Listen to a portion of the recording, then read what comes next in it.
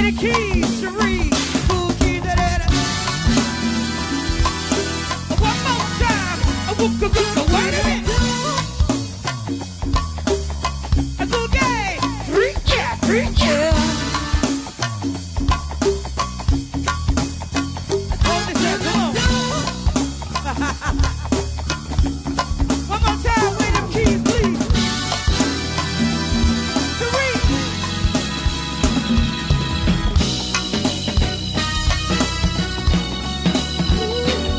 What you say? Where my birthday fellas at? Hey, Kansas in the building. Hey, Kansas in the building.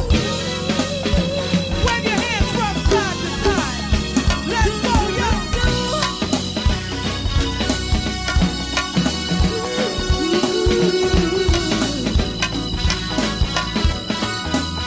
You like this right here? Oh, get a boogie. Back line. Bring it back up.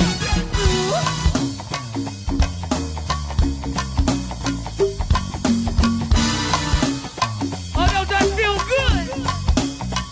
Oh, yeah. Where them horns at? Cherie, cool keys. Oh, one more time.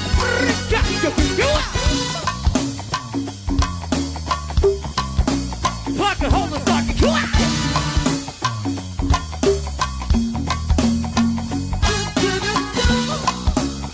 Oh, ladies and gentlemen, this for the grown folks right here.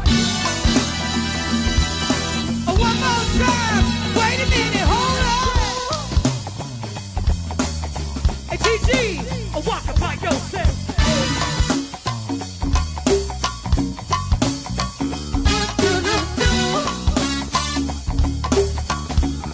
Give me a horns, 1, 2, 3.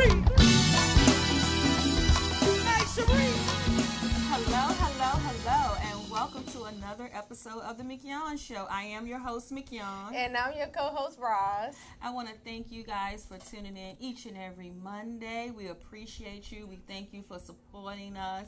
We want to thank everybody that's watching right now on YouTube. And if you are watching on YouTube, please subscribe to the channel. We also want to say hi to everyone out there that's watching on Facebook with all the watch parties. Guys, definitely do a watch party for us tonight and share this video because we have some amazing guests. We have Miss Cynthia Miller. She is here. She's in the studio. And we will have Tammy Mobley from out of the Richmond, Virginia area. She will be calling in at around 6:30. So we're going to get definitely into our girl chat. So how you doing, Roz? Blessed, booked, and busy. Blessed, booked, and busy. Y'all know how it is. That's how I am. So this is our month. This is October. It is Domestic Violence Awareness Month. We have on our purple ribbons. We have Purple our shirt. purple. We are representing for all the voices that have been silenced due to domestic violence, and also to continue to support the survivors and overcomers of domestic violence. And also to support some people who still may be in it. Suffering in silence. Right. Some people are still in silence with it. So make sure that you are supporting each other.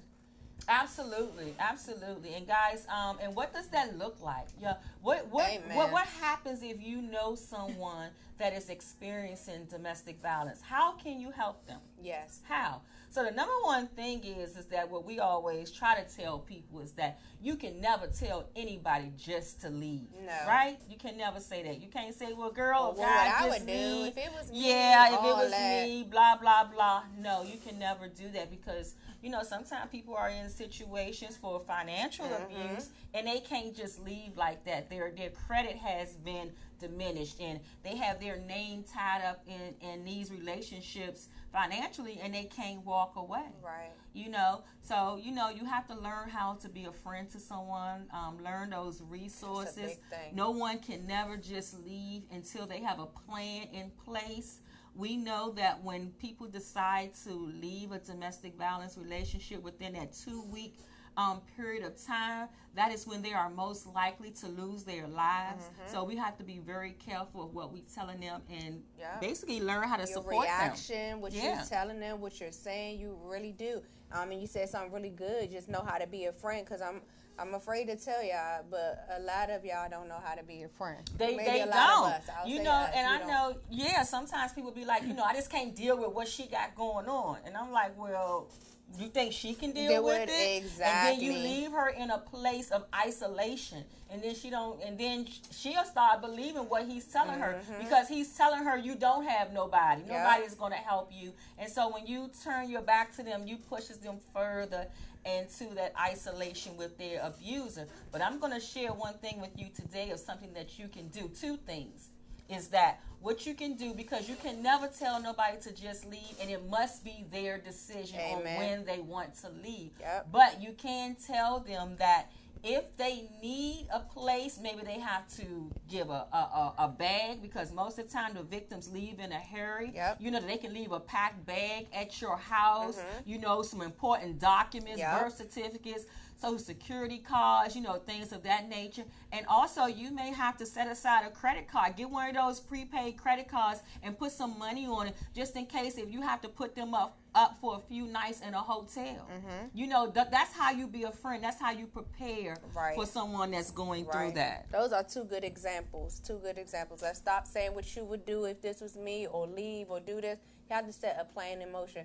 It's hard enough just actually to get the willpower to want to leave. So we don't need someone to tear us down when we're trying hard to just build ourselves back up. Absolutely. So. That is so huge. So how was your weekend? It was great.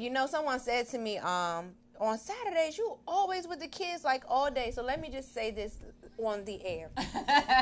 Monday through Friday, I'm with everybody else's kids, okay? I'm in the school system. We are out in the community. We are with everybody else's kids. So you're right. On Saturday and Sunday, it's about my kids. So let me be a little bit of selfish to my children, if you don't mind. And they are very active. I know. I kind of was like, seasonal basketball, baseball. They said it to me like I was doing something wrong or something. Well, it's always like that. I was like, excuse me, but so Friday I did not get to go to Imani, my daughter, and my youngest son pep rally, because you guys know I'm in a play on the 19th of this month. So time is weighing down. Time is weighing down for Dysfunctional Love. Tickets are still available. It will be at the Bowie Theater. So my husband and I are both in that. So I had to go to mandatory rehearsal, because we need to give you guys a performance, and it will be one that's going to touch a lot of people. So that was Friday. But remember, I said Monday through Friday I'm with somebody else. Saturday was homecoming games. My second son went to homecoming dance. Oh my goodness, he is senior. Got Big Meech got all. I ain't gonna put too much of his business out there because he watching, and some of his folks watching too. So Big Meech got to go to his senior homecoming dance, and Duda got to play his homecoming game. And they won 27-0. Shout out to the Hawks. Imani got to do her performance and get flown in the air and cartwheel, because she's a flyer, and she takes that very, very seriously. So the weekend was all about the kids, just homecoming. It's that time of year when parents are doing a homecoming and senior years. And shout out to all my parents who are having senior dues. I got that letter in the mail. I thought I was going to need another job.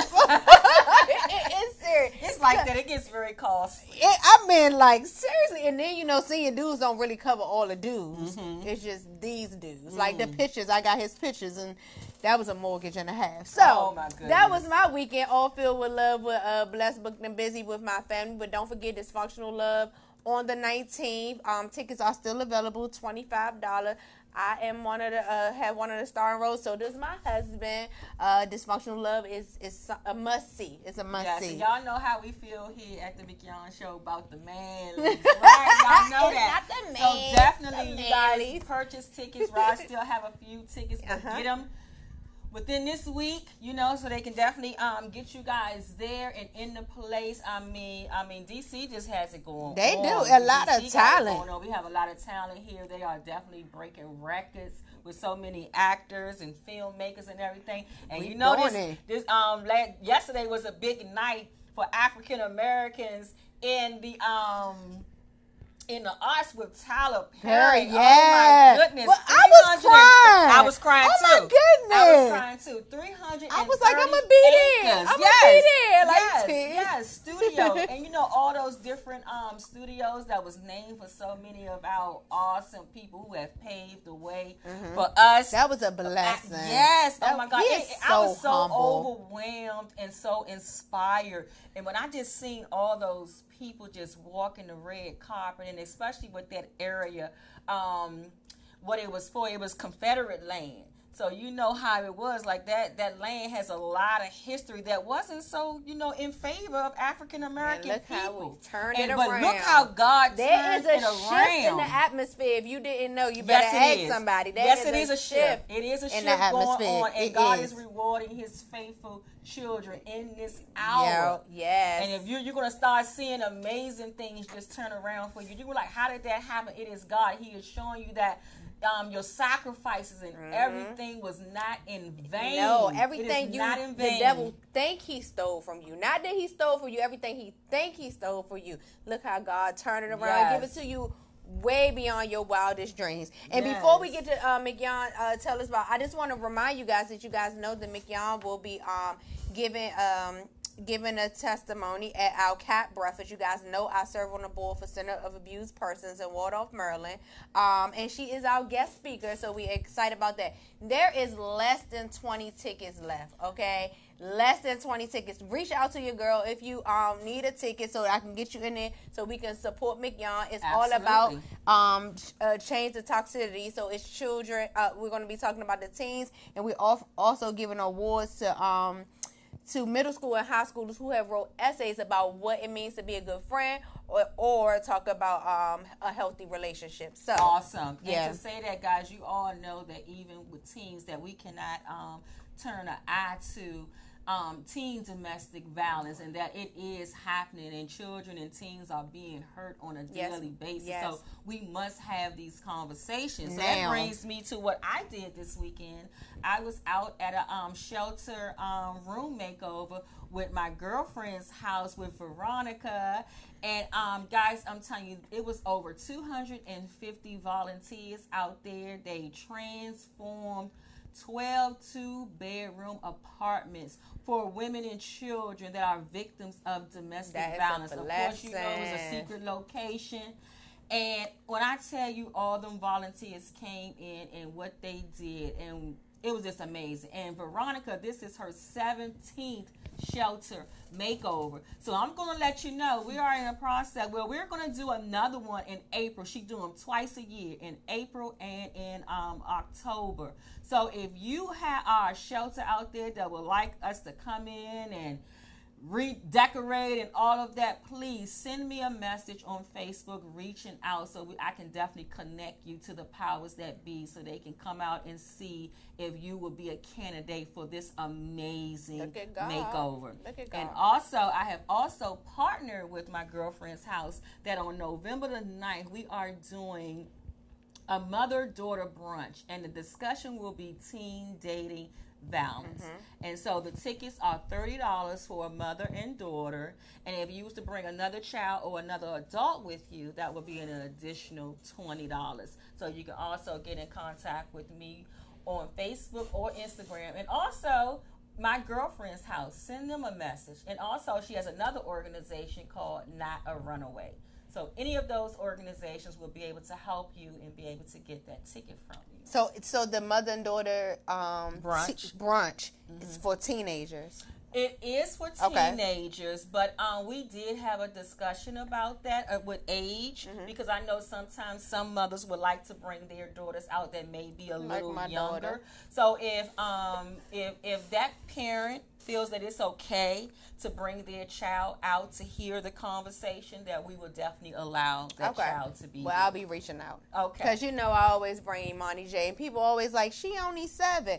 Like, if you knew the things that was going on in my household, in my mind, at that age, we need to prepare them. Now, I'm trying to prepare her before the world prepare her. Absolutely. Absolutely. And that is huge. And so, also, we are looking for 2 teen dating survivors. So if you're between the ages 14 and 22. You can also be college age. If you have gotten out of a domestic violence relationship and you are ready to share your story to help some other teens that may be sitting in that room experiencing what you went through, we would love to have you. So you can definitely reach out to me, and we'll get you there. It's going to be an awesome event. That is huge. It's going to be an awesome event. That is huge. And kudos to all the things that are happening to the community that we are able to talk about, sponsor with, be partners with, because it's really much needed. Absolutely. And like I said, I wish you guys know that I am a survivor of domestic violence, and mine happened in my teenage years, and I just wish I knew these resources when I was a teenager going through it, or another teenager pulled me to the side and let me know that I wasn't alone in it. So please, please, please utilize all of these services and resources that we constantly give you all the time to let you know that there is help out there. Absolutely. Absolutely. So we're definitely going to change gears. We're going to take our first break, and when we come back, we're going to have Cynthia Miller sitting here at the table with us. We'll be right back. You're watching the Mignon Show with your host, Mignon. And co-host Roz. We'll be back. Y'all ready to move a little bit here?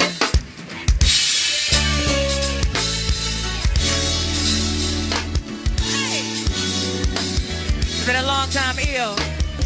Hey, I watch a Margaret.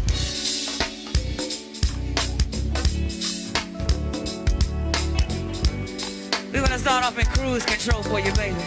And nice and easy, Miller.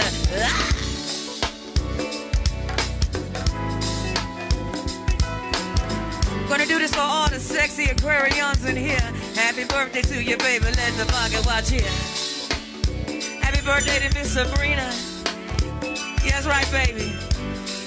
What you say, baby? I'm coming to you. And Mr. Danny got a birthday. Happy birthday to you, Danny. What you got for me, baby? A big paw. Happy B-Day to Big Paw. Watch the pocket watch here.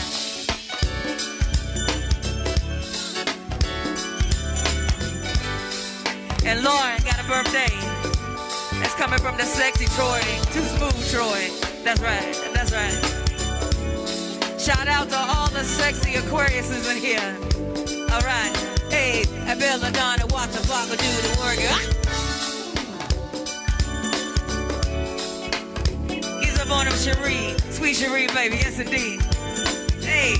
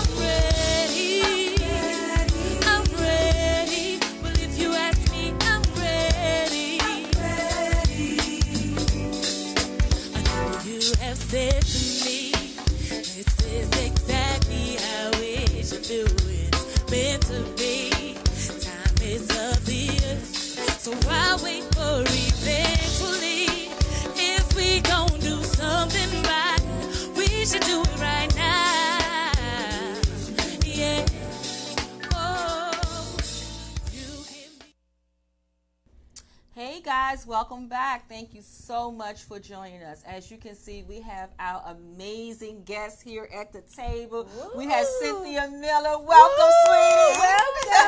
Welcome. So good to have you here and joining us. Yes, it's so nice to be here. Thank you. Thank you. All right, you guys. So I just want to properly introduce her and let you know a little bit about Miss Cynthia Miller. She is a licensed cosmetologist and esthetician. Do I say that right? Esthetician. See, that's why I knew I did. I tried to say electrician and esthetician. That is a professional that deals with the healthiness of the skin. I know they do. I need to come get my skin tight. Yes, I do. Also an accountant. She was born in Washington, D.C. Raised in the DMV. She is a mother of 2 young adults, 24 and 27. Black don't cry. Okay, I'm sorry. Her hobbies are dancing, roller skating, singing, and gardening. She loves eating crabs in the summertime with her family and friends. She has participated in numerous positions with Covenant Full Potential Development Center, a 501(c) that she currently serves as treasurer since 2008. She is the founder. She is the founder and program director of Tamar, transformed, appointed, motivated, anointed, restored, revived, and renewed. Tamar's mission is to heal, educate, and empower victims and survivors of sexual assault and domestic violence. They provide a variety of education and outreach programs to the community and social organizations. She is a survivor of domestic violence and sexual assault in her spare time, as if we really have that. But in her spare time, with all of that going on, she loves spending time with her grandchildren. So welcome. Welcome. Thank you. Yes. I am so excited, guys, to have her here. This beautiful woman. I met her a few years ago, and she is amazing. Thank you. Thank you. Woo! So, tell everybody what you got going on, because you have a lot and you're doing something amazing. So tell them about what you have going on.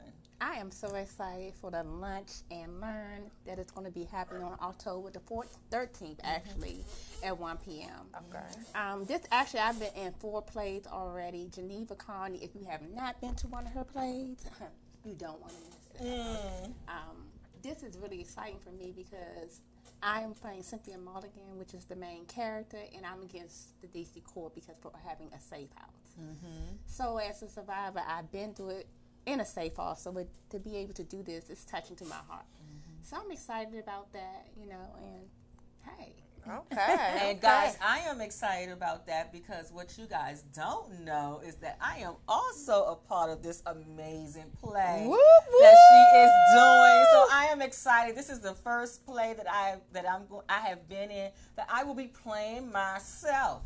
Okay. They asked me to play me, y'all. Are they ready? They asked me to play Are they me. really ready for her to play her? Of course, it will be about my experience as being a victim of domestic violence. And so I am so excited to be able to continue to share my story and just to bring more awareness to our cause and what we are fighting on a daily basis. So I am excited about that. And so, Cynthia, please tell them how they can get tickets to this amazing play. Yes, at Eventbrite, Lunch and Learn.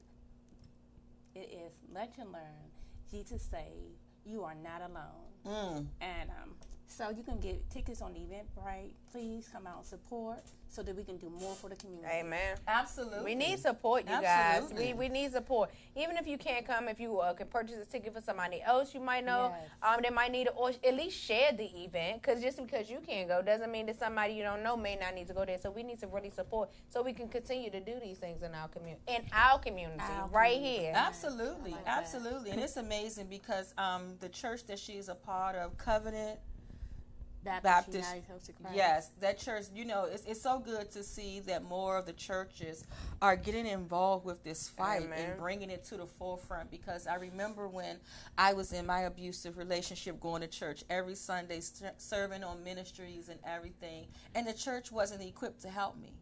So it's so awesome to see now that more churches are learning how to be able to service their parishioners, because a lot of times, the first place we go when we are hurting is the church to find that solace. And so the church have to be a place that, of course we come and we're going to pray. We're definitely going to do that, but also to be able to provide us with resources so we can get out of those situations. Amen. And I'm thankful because 24 years ago, the church I wasn't even a member. I walked into that church and they opened their arms up to me. My pastor, Pastor Christine, and Dennis Wallace.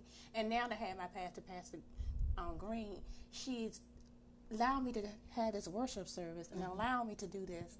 And then my team of people, I cannot, Alice Ellis, Jackie Say, Pat Sloan, and so many other people that come, Katrina Matthews, that have come and helped me to see this vision. Mm-hmm. And then I had the support of my church member, and being a 501c3, I'm not affiliated with the church because some people have this stigma about churches. A lot of people that have been abused, they don't want to hear nothing about church. Right. So we got to get it clear. Right. People are in different places. Yeah, because sometimes. Absolutely. Everybody is not in the Gotta same meet them place. where they and at. sometimes people do feel as though that God has forsaken them because of their experiences. Right. So, yeah. So, I just applaud you. I applaud you for everything you're doing. And I'm so glad that you made it out. Amen. Oh, my goodness. And people don't understand it. And I try to tell that to survivors because that is very important that we say that to the survivors that made it out because it is because everybody don't make it out. Everybody don't make it out of these situations. Sad reality. That's a sad reality. They don't. Everyone doesn't make it out. So we do have to applaud the ones who actually did it. So I'm glad that you are here with us. Thank you. I'm glad you're here with us. Be here. Yes. So what else would you like to share with us today? Well, I guess I'm going to share a little about me. Okay. We love that. I look at this situation and this opportunity to come and share my experience so that I can help somebody else. Right. And, understanding that you're not alone. And when I experienced my experience, I felt alone. I felt that I didn't have anyone. I was a mother of 2 children. And it was hard. Battling with depression and all the things that I was going through and trying to make a living for my children. And the system, that was back I'm sorry to cut you off, but God just gave me the vision of how y'all know each other. How? When we was doing the event over at the shelter, and she was the guest speaker. With Jewel, she was the guest speaker. Yeah. Okay. I'm telling you, my God is good. My God is good. My God is good. I know her. See? The whole time she was talking, I'm like, where do I know her from? And God must have heard you because God said they know each other from the event. That's why I'm like, I keep looking. I was like, I know she's like, why she keep sharing her thing? We just like, working. Lord, can you help me, Father? So thank you for your help. Thank you, Lord. Thank you. Okay, that's what you know me from. Hey, girl. Okay. Yes. Okay, so sorry. Back to what we was on. That's okay. I guess I can pick right back up. But one thing I can say is, and not just be, I was just feeling when y'all was talking about that girlfriend and I wasn't able to share. I turned to my church family to share, and I'm thankful that I had church family and people. But the anger, the anger that I have, and really, instead of feeling like the victim, I felt like it was my fault. That I did something wrong. And not to go into much details about it, but I was able to walk away from it. But the police back then, they didn't understand. They didn't support me. I mean, I didn't know I had to leave my house. I had to relocate. I was in school. It was just a lot going on, and I'm just thankful that I had people to support me. Absolutely, because that's important. That is so important. And we try to get that. We try to get that in the heads of family members and also friends. Is that how do you support someone that's going through that? Like it for real. It can determine whether they really lose their life, because if they don't feel as though they have the support, they will stay in that relationship, basically hoping that it gets better, so those same family member and friends won't look at them and say, I told you so, or you so stupid. They don't want to hear that. So they will stay and try to hide all of the abuse and try to make it work. Just because of that. So that's why I tell people, I had a young girl that walked up to me at an event I just spoke at, and she told, as a matter of fact, at the Camelot when we was there. Okay. And she said, young girl, and she said she had a friend who's being abused, a cousin. And she asked me, how do I help her? And I said, you love her. Continue to love her. Continue to support her. Let her know that you are there for her. Yeah, it gets rough. She may not want to hear. She may turn her back, but keep coming to her. Yep. Keep showing her that you love her, because I'm telling you, she will remember that. And when it's time for her to leave, she will come to you. Yep. She will come on. She got to know where it's safe. Yep. She has to know where it is safe, where she can come and share what's going on with her, because we all know what's going on. We can see it. We see it from the outside. But you got to remember, she's a victim. Yeah. And she's going to keep saying that it's not happening, that she's not experiencing that, and that she has it under control. But we know that it will never get better without help. Amen. And it takes 7 to 9 times for the person to leave. And people Absolutely. are so impatient with you and lose hope in you. And I mean, where I'm at now, you know, people say, I didn't think you was going to get there. But, you know, I think it's by the grace of God Amen. that I got there. Amen. You know, and Amen. I can really say that being the victim of domestic violence and sexual assault, it's always going to be there. That trauma that you experience. Absolutely. Oh, yeah. Talk it's about never that, gonna go sis. away. Talk about the trauma of that. Yes. Ooh, yes. Well, you know, the trauma. Not being able to sleep at night. Smelling a perfume or somebody that assaulted you. Reflecting that trauma. Just thinking that the world is against you when it's not, because of what you have experienced. Your triggers. Your triggers. Yeah. Triggers. Understanding them triggers. Yep. Because understanding that triggers don't go away. It's a having to learn how to be in the present. Yep. My pastoral counselor told me, just act like you were in a floating stream. Stay in the present, not allowing yourself to go back to what has happened to you.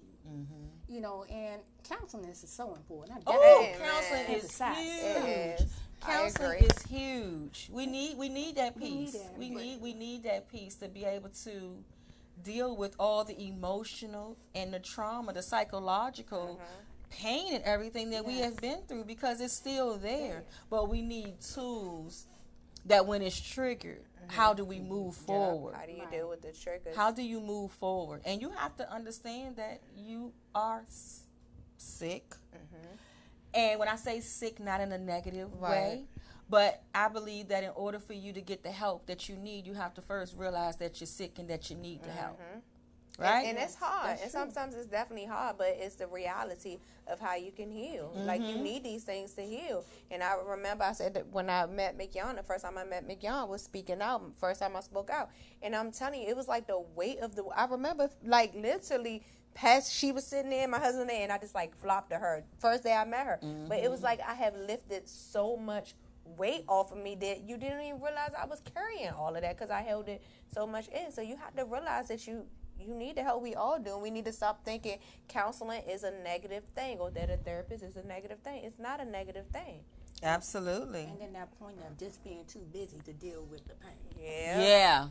Yeah. You know, we quick to make put ourselves so busy, we right? quick to try to put a Band-Aid over a gaping hole. Yes. I've been guilty for a long time, You so know, I do understand. We got to be able to clean it. We got to nurse it. We got to change the bandages. Yes. We have to do all of that. So we have to take care of ourselves. Yes, we do. Self-care. Absolutely. Self-care is Absolutely. So what we're going to do, we're going to take this call real quick, because I know it's our guest that's calling in. So we're just going to switch gears right now. So hello, you're on live with Mignon, Roz, and Cynthia. Hi, it's Tammy. Hi, Tammy. How are you? I'm fine, thank you. Did I call in the right time? You called in at the right time. You are definitely live right now, so all of our guests can hear you. So, welcome to the show. Welcome. Thank you. Thank you for having me. Oh, you are so welcome, Tammy. So what I want you to do, I would like for you to introduce yourself to our guests. And I did inform them that we will be talking about the effects on parents of incarcerated children.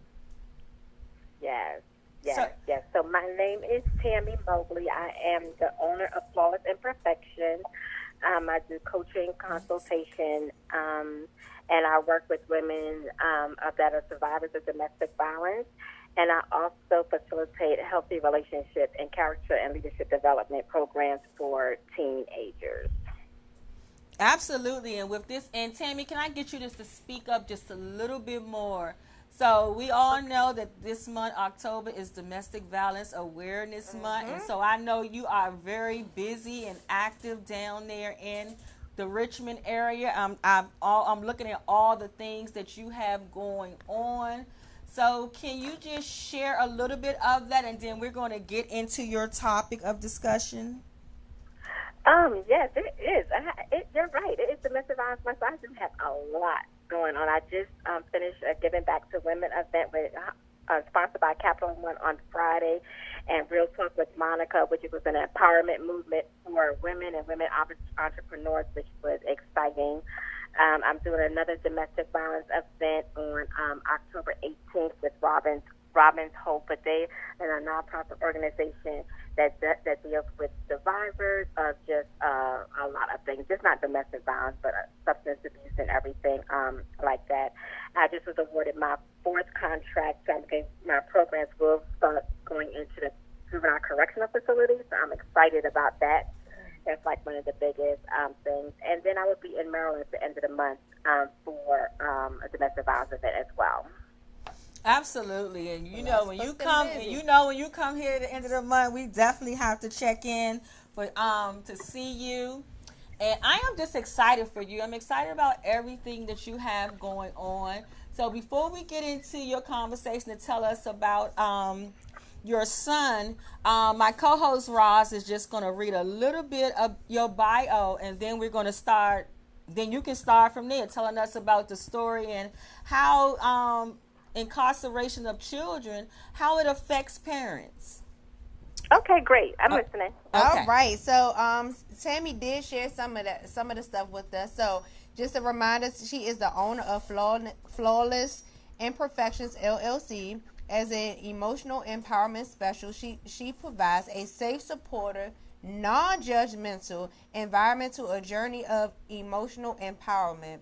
She has a passion for women and youth. Over the past 13 years, she has empowered women through coaching, public speaking, and domestic violence peer counseling. She facilitated hundreds of workshops on forming healthy relationships, conflict resolution, effective communication, teen dating violence, and sexual responsibility.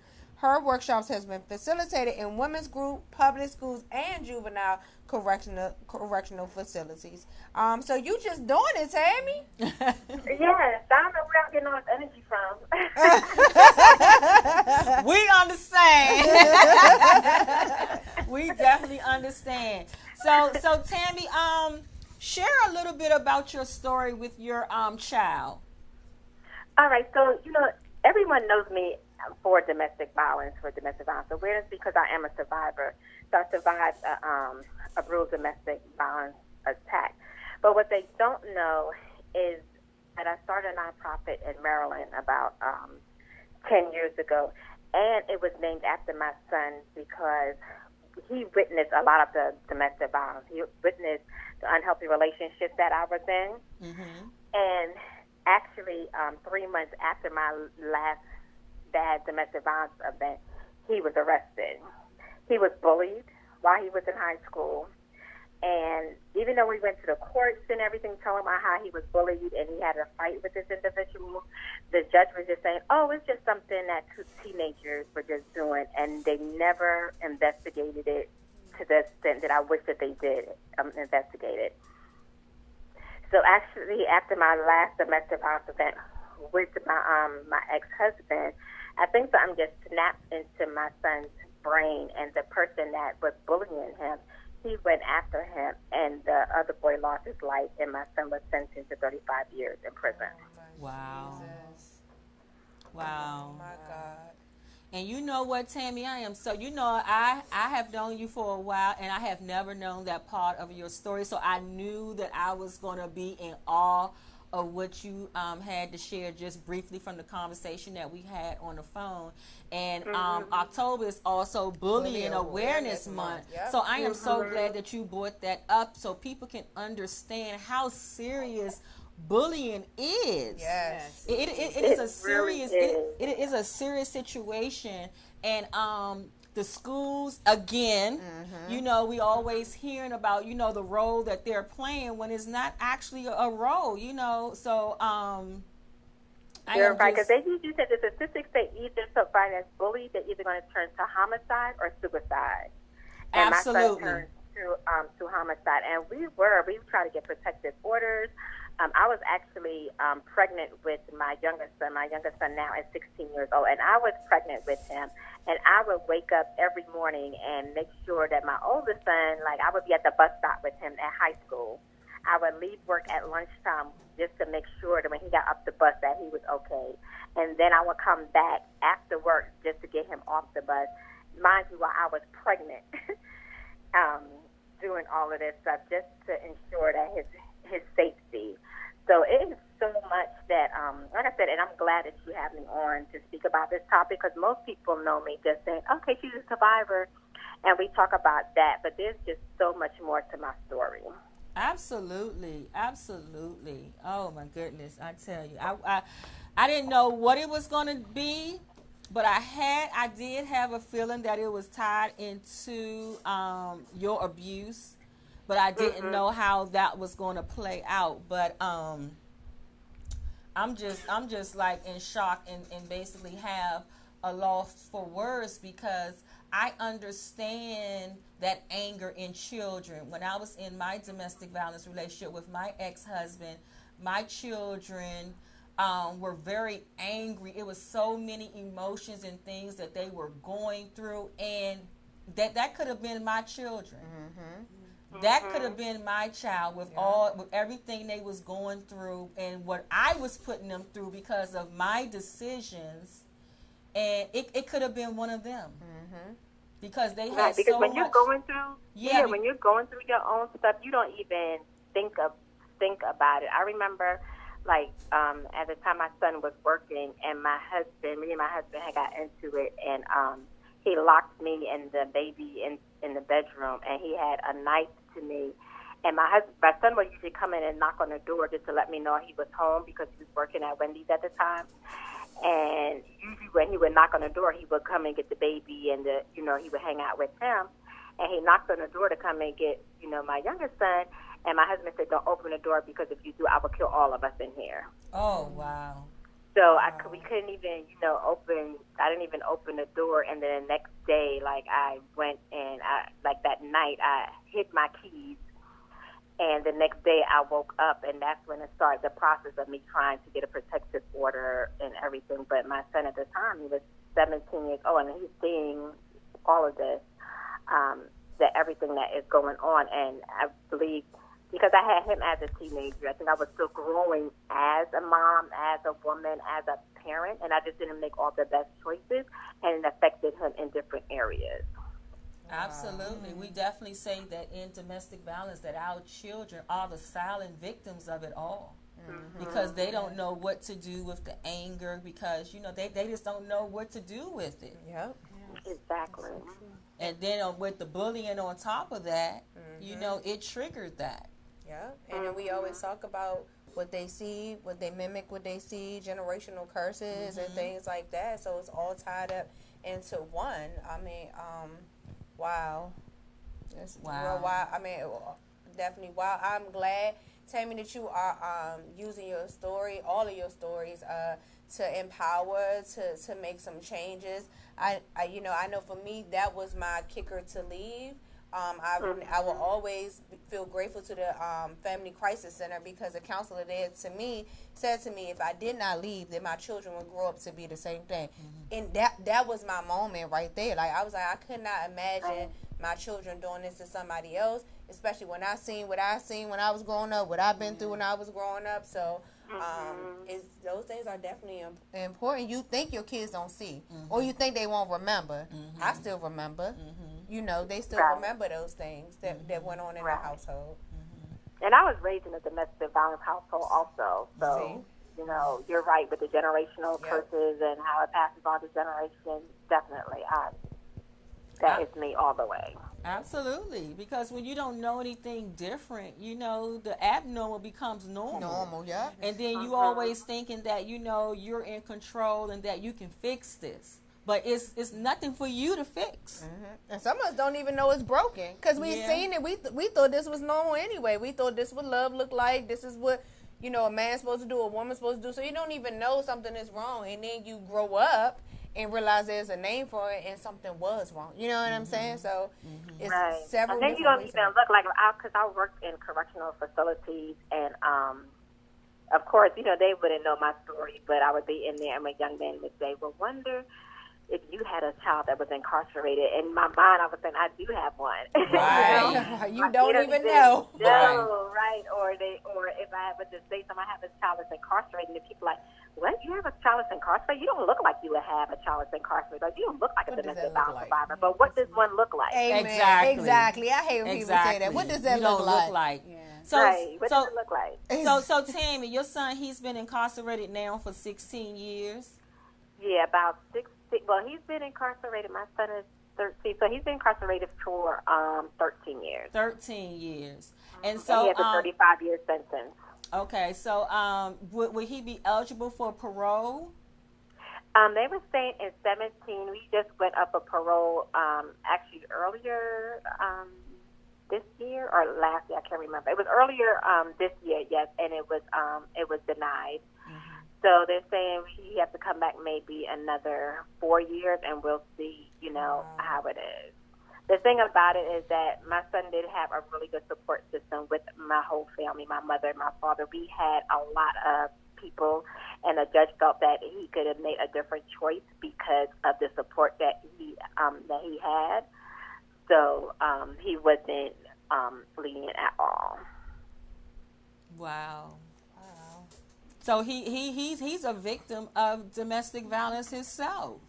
Domestic violence, bullying, yes, because it actually happened 3 months after he was the last time that he came to when he came to the hospital and we saw my ex-husband. He came to the hospital and I was bruised and battered, and my youngest son, like, he wouldn't even come to me because he couldn't even look at me. You know, I was unrecognizable, and that's the time, like, I think it started going into my son. Like, he had said if he had seen my ex-husband, like, what he would have done, but he wasn't able to do anything because my ex-husband had committed suicide.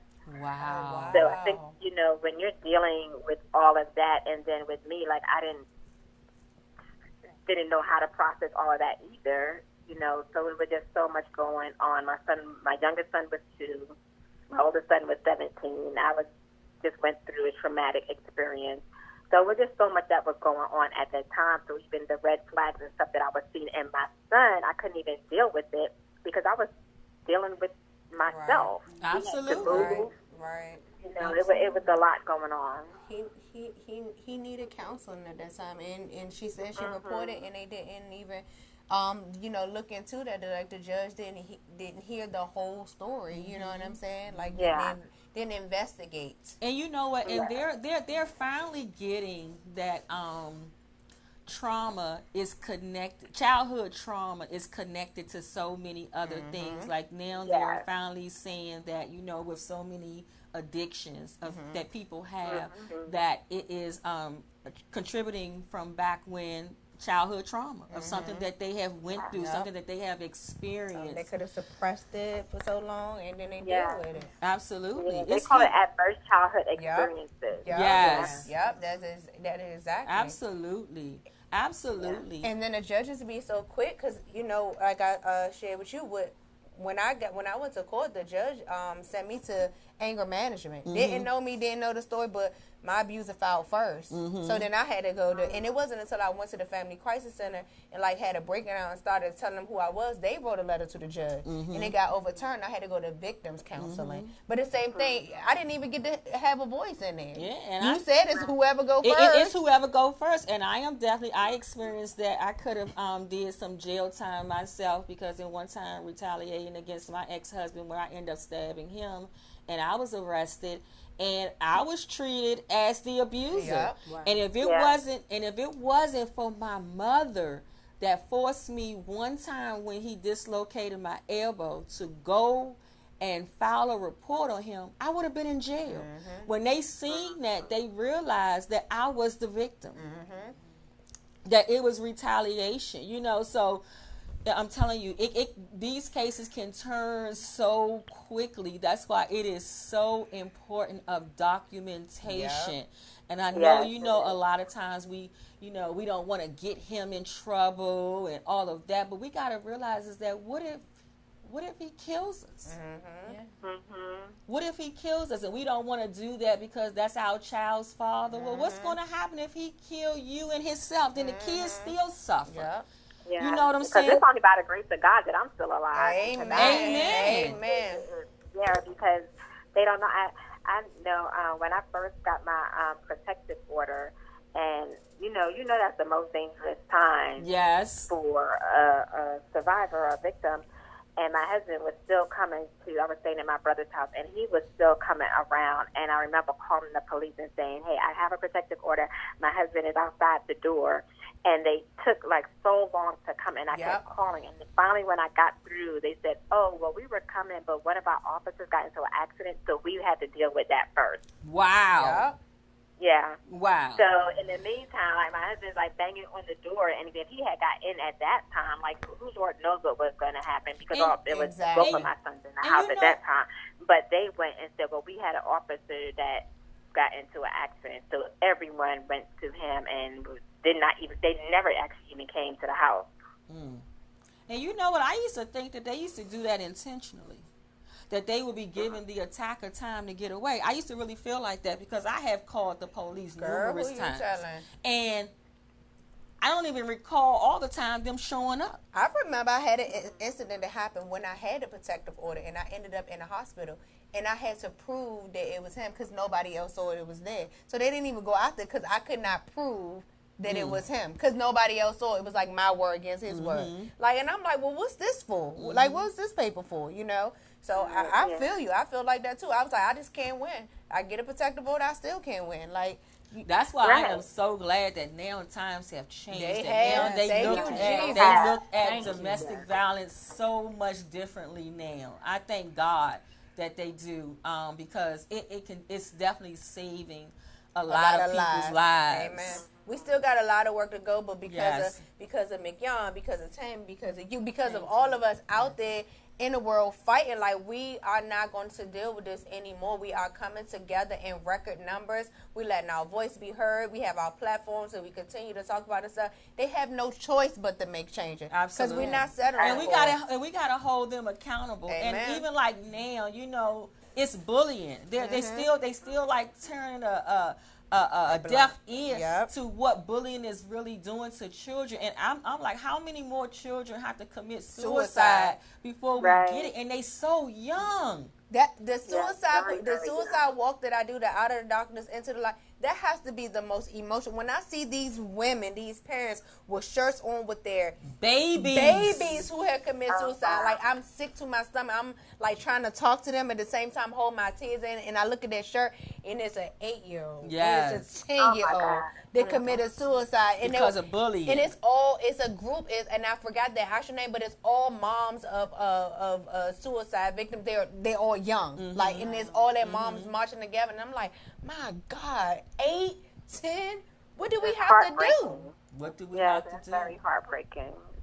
They didn't even live yet. They didn't even have a chance to live or a chance to, get counseling or to grow up or have boyfriend and girlfriends. They already. So I'm like, what do we need to do? And that's why we got to continue to get out in our community and make changes in our community because we have to take back our community. Ain't nobody going to do it for us. And hold our elected officials accountable. Accountable. Yeah. You have to show up. You have to show up, people, to those community meetings. Yeah. You can't keep sitting in your house watching the TV thinking that things going to change. The only thing that moves government officials is numbers. Yep. Numbers. Numbers don't lie. Numbers don't lie. Yeah, But you have I to just get want to say involved. about that bullying piece. Okay. Because I'm an adult. I've been bullied. Yes. Exactly. And Yes. to see, I'm really sensitive to the understanding of children because as an adult to being bullied with 24 years of counseling. No one believed me. Whereas I was able to know how to write and express how I feel. People still made me the victim, instead of the victim, looked at me as the person that, the abuser. Exactly.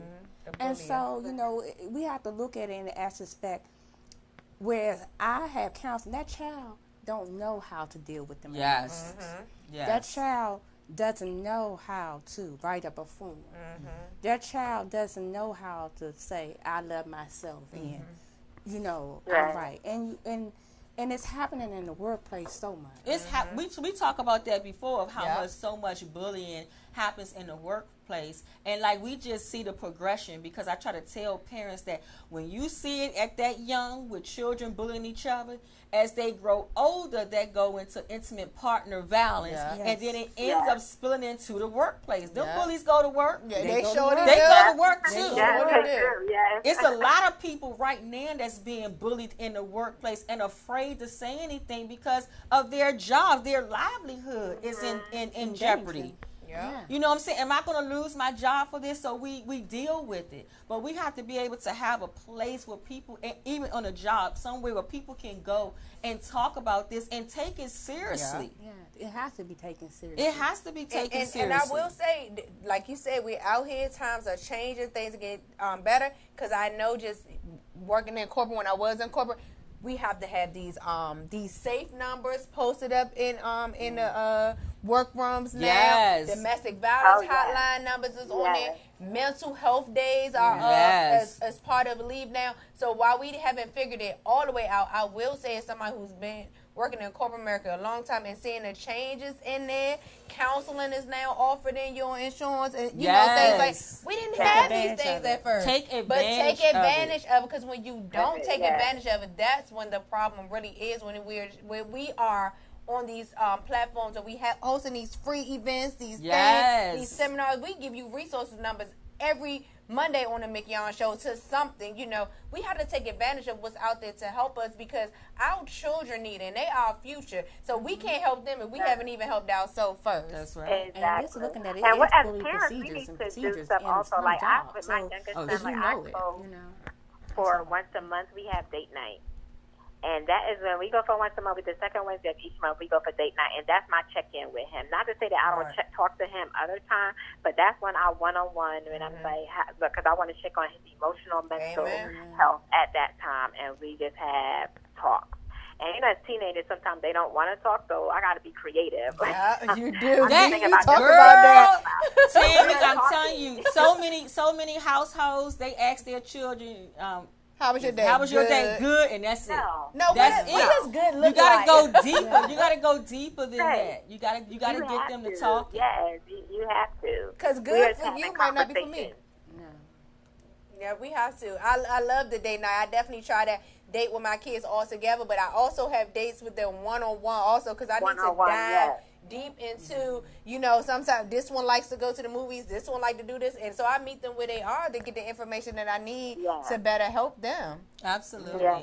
So Tammy, and I work with so many kids, and I say, well, if I'm giving it to these children, I have to give it to my own, because then I'm not first. doing and I just what I'm doing. Your ministry starts at home first. Right. Exactly. What good are you if you say, this is my mentality now, what good am I if I'm trying to save the world, but I'm leaving mine on the wayside? Like, I can't do it no more. I used to pour into everybody. And that's why when somebody asks me on Saturday why I'm always with my kids on Saturday, I'm like, look, I pour into everybody else's children Monday through Friday.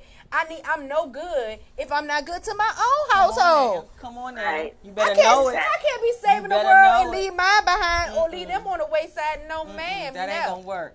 No. So, Tammy, if there's anything that you can tell a parent right now that's listening that may be in a domestic violence situation where children are watching, what will you tell that woman or man? What advice would you give them? I would say take care of yourself first. Amen. Because if you're not taking care of yourself, you cannot take care of your children. But know that they are watching, they are listening. Even though if you're behind closed doors, and the door is closed, they can still hear. Yeah. Behind what's going on behind They the let me doors. tell you something, Tam. They in their rooms with the TV off, listening. Yes. My ear used to be to the wall. Listening to what's going on. I always say, what you think you in a soundproof house or something? I heard it all. Yes. Right. It's They're crazy. listening, and then they're even looking at your body language. Like your child knows if you're happy or you're sad. Yep. They're looking at you. Even if they say how you doing, you're like, I'm okay, but they can see it all over your body. They can see your facial expression. They can see your body language. So I would encourage you, if you are in an unhealthy relation, like look for a safety plan. I know sometimes that our hearts speak louder than our minds do, but if you love your children, and I know we do love our children, but just think about, like, my son serving a 35-year sentence. It's hard that we're in Virginia now. He's 5 hours away. So for us to have to go and visit him for 5 hours, for us to sometimes we go and there's dogs sniffing us, just to go and see him. It's a process. It affects the whole family. Right. Wow. Well, Tammy, we definitely thank you. We thank you for calling in. We thank you for sharing. Yes. Thank you. We wish you the best in all the work that you are doing down there. Keep fighting. Your story is powerful. Thank you. Your story is powerful and amazing, and I cannot wait to see you the end of this month. I know. I'm hopefully it'll be the 26th, and I'm going to the sisters domestic violence event. And I don't know if you're going to be there, but we definitely have to connect. And thank you for having me on, because I think you're the only one that I have ever told this story to. So I know. That's why I was like, wow, thank you so much. The Mignon Show is known for getting exclusives. Well, thank you. So you have much. a great evening, and I will definitely talk with you soon. All right, keep doing what you're doing as well. Thank you so much. Have a great night. Bye-bye. Good night. Okay. That was amazing. So, Cynthia, before we go, please let everybody get that information again about the play and how they can contact you and follow you on social media. Yes, the play is at Eventbrite, Lunch and Learn, Jesus Save, You Are Not Alone. You'll also, my Facebook is Cynthia M. Miller, and as far as my Instagram, it's kind of complicated. D7Dream11S. So track me out. And you guys know you can always reach me on Facebook, Instagram, or Twitter, Manly Splendid Family, or at my website, manlysplendidfamily.com. In case you guys, I just want to leave you guys with this number, the National Suicide Prevention Hotline, 1-800-273-8255. Posted everywhere in your household, social media, everywhere. Absolutely, guys. And you can follow me on Instagram and Facebook at MBA Speaks, and also check out my website at mbaspeaks.com. And also, if there's anybody out there that is experiencing any form of abuse, you can call the National Domestic Violence Hotline at 1-800-799-SAFE. We want to thank you guys so much for tuning in tonight. We will be back next week with another phenomenal guest. And so thank you for watching the Mignon Show, and have a great evening. Good night. This way, that way.